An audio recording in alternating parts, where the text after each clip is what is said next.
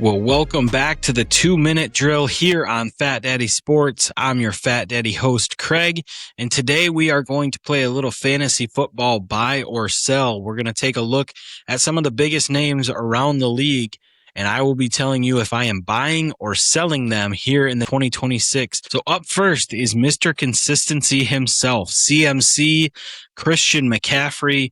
To me, that price is a little steep for a guy coming off a monster year, over 400 touches through the air and on the ground. Christian McCaffrey getting up there in age. Obviously, the usage has been an issue for years. He's somebody that I have actually never had on any of my teams. I have watched from the sideline countless times as he has just wrecked my fantasy dreams. But this year in that early first round is just a little too steep for me. If I have one of those middle picks, I think I'm probably looking at a wide receiver instead of Christian McCaffrey. I am out. I will sell Christian McCaffrey. Up next is Jeremiyah Love, and somewhat the same story for me for Jeremiyah Love. That price is just a little too steep for a rookie who is in a very crowded backfield on an offense that I don't think is going to be very good. If he falls to, say, the beginning of the third round, maybe you could convince me to buy on him. But right now, I am selling Jeremiyah Love. Up next is Josh Jacobs, somebody that I have consistently gotten in the late third rounds in a lot of mock drafts. If I can get him at that price, I will buy that all day. He's going to get a lot of high value touches, a lot of goal line work. Josh Jacobs is going to score a lot of touchdowns. I'll buy Josh Jacobs all day long. Next is DJ Moore, new wide receiver in Buffalo. I think I will buy because I think he's going to get a lot of targets this year. I think he's going to get a lot of work. The tight end situation has been up and down in Buffalo. They've needed a wide receiver. They go out and get DJ Moore. And that's hard for me to say because I'm not the biggest DJ Moore fan. I've talked about it on previous videos. I don't really like his style. I don't like the hype that he has gotten over the last few years and really done nothing. But I think this move to Buffalo in the Joe Brady offense is going to be a big thing for DJ Moore and for the Bills. I'll buy DJ Moore. Going to Jacksonville and Trevor Lawrence, I will buy that all day long. He is going late in drafts, I think in the 10th round even maybe.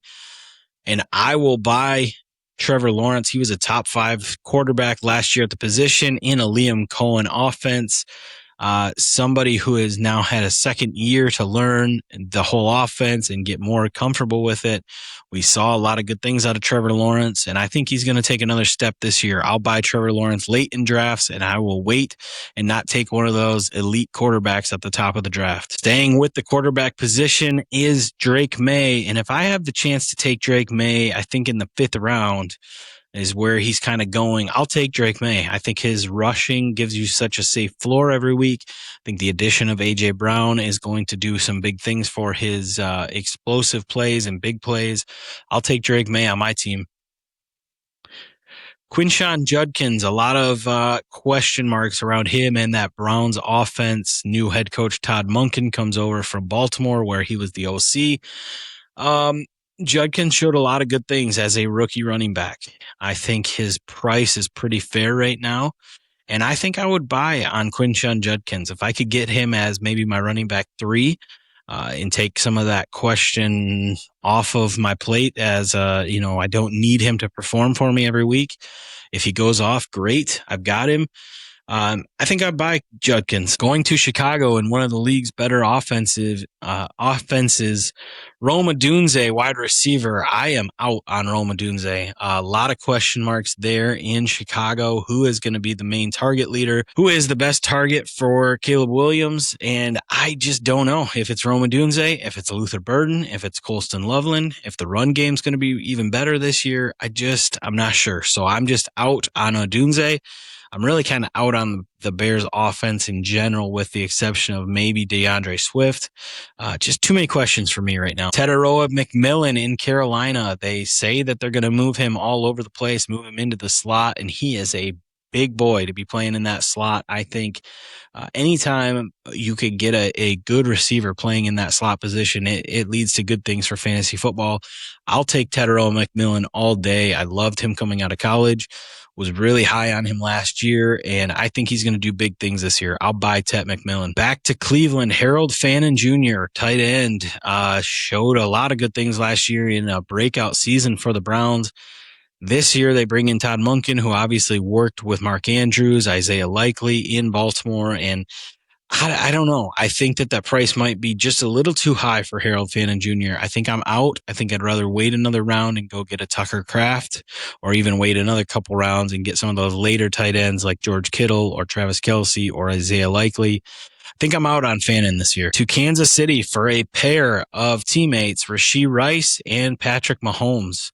I am obviously a Kansas City Chiefs fan, so this one is a little biased, but Rashee Rice in that beginning of the fourth round, I think is a good price when I can get him as my wide receiver too. Obviously, the off the field stuff scares you a little bit. The health concerns scare you a little bit. But when he is on the field, he is a target monster. He's going to score a lot of points, especially in a PPR league. They're going to design plays for him. I'll buy him at that early fourth round price all day long. And then his quarterback, Patrick Mahomes, going late in drafts, the 11th, 12th round sometimes, coming off of that ACL injury, more than an ACL, but coming off that knee injury. He slid down in drafts a little bit, but I am buying Patrick Mahomes. If I can pair him with somebody else later in the draft and I just wait on quarterback altogether, I think Patrick Mahomes is a pretty good consolation prize. So I'll buy him in that 11th or later round. Back to the tight end position, we're going to Arizona with Trey McBride, somebody who has just dominated the targets over the years. I think that those targets come down a little bit, and I think that price tag you're paying for Trey McBride this year specifically is just a little too high for me. So I'm probably out on Trey McBride. That's nothing against him. Think he is an excellent talent. Think he is a great fantasy tight end. And if you reach for him and you get him, he's not going to hurt your team. He's going to be very good. You're going to win the tight end matchup most weeks. Just a little too high for my liking. And to Tampa Bay for a pair of Buccaneers to end this thing, Emeka Egbuka, wide receiver. I am gobbling him up. Pause. Everywhere that I can. I am trying to get him in as many drafts as I can. I think he is going to be a target monster this year.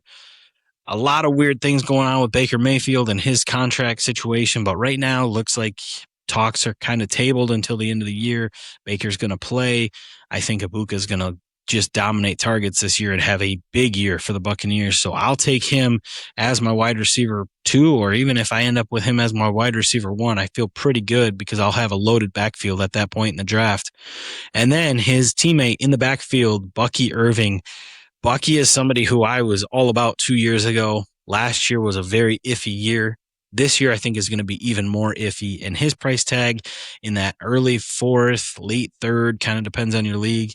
It's just too steep for me. I'm staying away from Bucky. There just seems to be too many question marks, too many just weird vibes around that whole situation. They bring in Kenny Gainwell to go alongside him in the backfield, and I think I'm just staying away.